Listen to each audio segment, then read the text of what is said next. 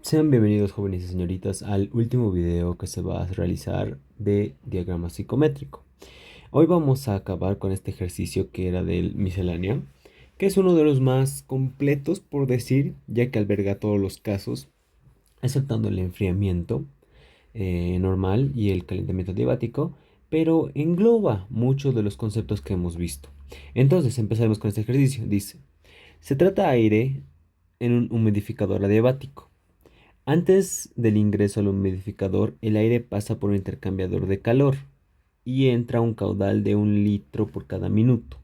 Entonces, si recordamos nuestro sistemita, en este humidificador agarrábamos y entraba aire, ¿verdad? Y salía aire. Siempre pasaba ese proceso.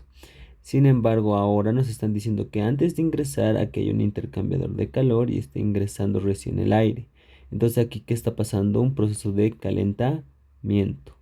Entonces, teniendo eso en cuenta, dice que entra 15 y a una temperatura de rocío de 15. Entonces ya tenemos aquí nuestro primer estado. Luego, entonces ha venido aquí, ha pasado por un estado a otro, ha salido en otro estado que se calienta hasta 68. O sea, en este estado 2 está saliendo a 68,9. Luego el aire ingresa al humidificador adiabático, o sea que recién está entrando al humidificador donde es adiabático, donde teóricamente el calor debería ser cero. Pero aquí está pasando algo para que esto suceda, para que sea cero, seguramente este está aumentando la humedad absoluta. Y va a salir en un estado 3 de 2 a 3 que en este estado 3 dice que se incrementa su humedad hasta alcanzar el 80%, entonces en estado 3 al 80. Y al salir del humidificador, el aire nuevamente se calienta en un estado, o sea, se calienta el aire nuevamente, obteniendo un estado final del 30, es decir, que a la salida otra vez otro intercambiador donde este está saliendo a un estado 4 donde tenemos la humedad de 30. O sea, si se quisieran graficar un esquema es de este tipo. Sin embargo, también hay la otra que es directamente en bloques, que agarra e indica los tres pasos, que entra un calentamiento, que entra un humidificador y que entra otro calentamiento. Este es una forma de representar válida también, pero como ya hemos visto cómo es el diseño o cómo es en sí un humidificador, entonces podemos también verlo de esa forma, ¿no? Que entra un calentamiento, que sale a un calentamiento y de ese mismo sentido. Es el mismo diagrama, tenemos los tres bloquecitos. Ahora, ¿qué nos piden? Nos piden determinar la cantidad de agua suministrada o extraída. Como les digo, este ejercicio en lo que ustedes planteen, tienen que ver si la humedad va a aumentar o va a disminuir, porque dependiendo a eso se va a extraer o se va a suministrar agua. Y el calor neto del proceso, tanto puede ser suministrado o extraído. Como les indicaba, esto es más que todo para que ustedes identifiquen que si el calor es positivo, tiene que ser un calentamiento. Si el calor es negativo, es un enfriamiento. Entonces, dependiendo de lo que estemos viendo, hay que ver qué está pasando. Y por eso también les decía de esto. Ahora sí, vamos a ver cómo era. Como les indicaba, voy a subrayar con colores diferentes los puntos. El estado 1 va a estar definido con color rojo. Y miren, va a estar en una temperatura de 15 y una temperatura de rocío de 15. Entonces, ahorita les voy a mostrar el gráfico. Luego tenemos un estado 2. Un estado 2 donde dice que se lo va a calentar hasta 69, 68,9. Posterior a un estado 3 en el que es el calentamiento adiabático, en el cual se incrementa esta humedad de 80. Y finalmente un estado 4 donde pasa nuevamente un calentamiento hasta humedad de 30. Entonces, sabiendo todos esos puntos, voy a la gráfica. Y lo que voy a resaltar va a ser lo siguiente. Vamos de nuevo con el color rojo, lo que estábamos haciendo. Nosotros agarrábamos y de 15 teníamos que calentarlo hasta 68 punto algo. Ese es mi primer tramo. Luego estábamos pasando por un enfriamiento adiabático, porque dice un humidificador adiabático.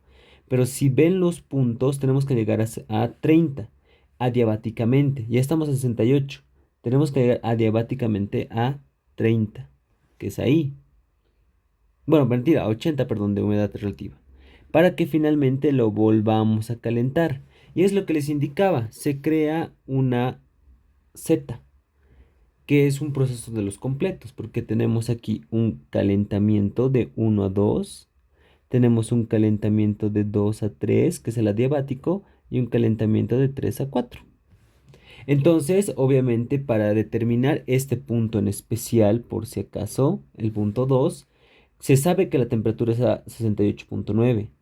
Sin embargo, como dice que es adiabático hasta una humedad de 80, entonces tiene que seguir esta línea adiabática de aquí. Y donde choque, ahí es nuestro punto. Luego no hay mayor dificultad.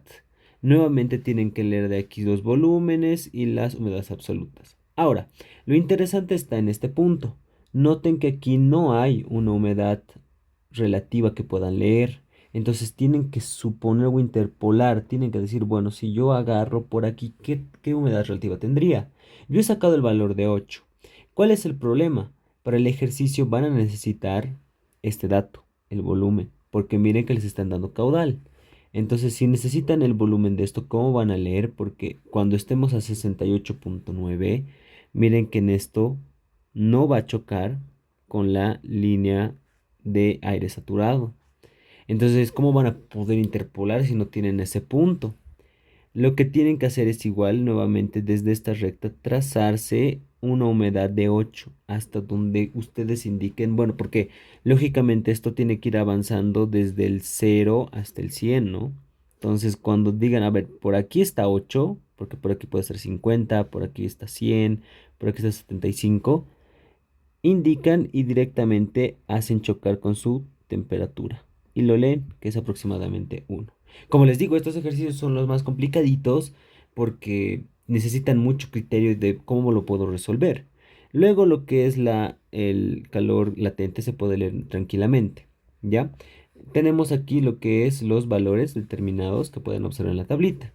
Lo importante, vamos al inciso A, nos dice la cantidad de agua que se debe suministrar o extraer. Para ello, lo que tenemos que notar es lo siguiente. Nosotros tenemos un proceso en el cual está aumentando su humedad absoluta. Por lo que, seguramente, miren que en el estado 1 a 2, de 1 a 2 no ha cambiado su humedad. De 2 a 3 sí ha cambiado. Y de 3 a 4 no ha cambiado. Entonces solo hay un aumento de 2 a 3. Por lo que en mi balance de materia, lógicamente en un balance parcial de agua voy a decir la cantidad de agua en el estado 3, en el estado 2, perdón, más una cantidad de agua que yo voy a añadir o suministrar va a ser igual a la cantidad de agua en el estado 3. Ahora, lo que hemos dicho en clases, yo voy a agarrar y voy a decir, listo, no tengo la masa de agua, pero tengo la masa de B por la humedad absoluta en el estado 2 más mi humedad de mi agua, diré que tengo que añadir, va a ser igual a mi masa de B por mi humedad absoluta de 3. Recordemos que al no tener masas, porque estos son flujos, al no tener masas, esto se va a desenglobar en lo que es el volumen de lo que nos han dado respecto a su volumen específico, ¿no? Donde podemos factorizar el volumen, porque ese es constante para todos. Lo que va a ir variando va a ser el volumen específico de 2 y en este caso va a ser el volumen respecto al volumen específico de 3. Por eso indicaba que era necesario que lean el volumen específico de 2. Entonces, directamente despejando me va a quedar que la masa de agua añadida va a ser igual a mi volumen sobre mi volumen, mire, 1 sobre mi volumen 3 menos 1 sobre mi volumen 2 específico. Y listo. De ahí reemplazan los valores. Miren que yo estoy reemplazando porque nos daban 1 litro y eso en metros cúbicos es 0,001. Metros con metros me va a dar kilogramo de B sobre minuto, kilogramo de B con kilogramo de B, kilogramo de A sobre minuto, kilogramo de B con kilogramo de B, kilogramo de A. Aquí se me ha simplificado estos, kilogramo de A sobre minuto. Entonces la respuesta es la siguiente. Listo. Y así es ese primer balance de materia. Ahora, vamos para el balance de energía, porque eso era lo que nos pedía. El inciso A, cantidad suministrada en este caso, ¿verdad? Positivo, porque se va a suministrar, no se va a extraer. Ahora vamos al inciso B, el calor neto del proceso. Bueno, entonces para el balance de energía sabemos que el calor total es una función de la trayectoria, es decir, va un calor de 1 a 2, de 2 a 3 y de 3 a 4. Como decíamos, ¿no? De 1 a 2, de 2 a 3, de 3 a 4. Es un calor que se está dando. Por lo que, ahora, como se está dando ese calor, lo que tenemos que hacer nosotros es agarrar y determinar estos calores independientemente. El calor de 1 a 2 va a ser las entalpías de 2 menos entalpía de 1, específicas, que como pueden ver en las tablitas están determinadas. Entonces, directamente resuelvo la operación algebraica de cada uno, de 2 a 3, de 3 a 4. Como indicaba, en el estado de 2 a 3 se supone que es adiabático. Teóricamente debería ser cero, pero por el error de las gráficas, por la lectura, encontramos un valor bastante pequeño que lo tenemos que utilizar. Es por lo que ha habido las fallas de las tablas, pero este valor se tiene que sumar igual. Ahora, una observación que me faltaba decir es que al ser todos en sí calentamientos, porque esto debe ser positivo, positivo y este negativo, sin embargo, este de aquí, como es un calor relativamente pequeño, cero, es un calor que debería ser cero, mejor dicho. Entonces, van a ver que no influye mucho, ¿ya?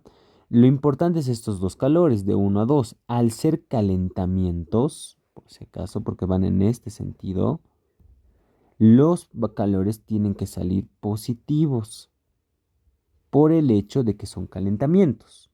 En caso de ser enfriamientos, tendrían que ser negativos. Ahora, sumándome del valor 17.729, agarramos y ya tenemos el calor total, por decirles, y el calor total así con su sombrerito. Entonces directamente vuelvo a operar y digo, tengo la masa, no, tengo el volumen, perdón, el volumen por 1 sobre mi volumen específico. Pero ahora, ¿en qué estado? Vamos a empezar sí o sí desde el estado 1. Porque en todo esto puede o no habido modificaciones de calor o materia. A cambio, en este estado inicial, lo que hemos tenido de masa de B inerte se va a quedar constante en todo este proceso. Porque en estos puntos hemos cambiado las humedades. Entonces, si quisiéramos usar esos puntos, pues no tendría mucha coherencia. Es por eso que aquí estoy utilizando el volumen específico de 1, del estado 1, del inicial, cómo está entrando. Entonces, metro cúbico con metro cúbico se va, kilogramo de B sobre minuto, kilogramo de B con kilogramo de B de parte de la energía y calorías sobre minuto, dando como respuesta el siguiente valor. Y listo. Así se resuelve este ejercicio. ¿Ya? Como les indico, estos son los más completos. Les sugeriría que practiquen y no se hagan problema. Esto les voy a enviar por documentos. Muchas gracias.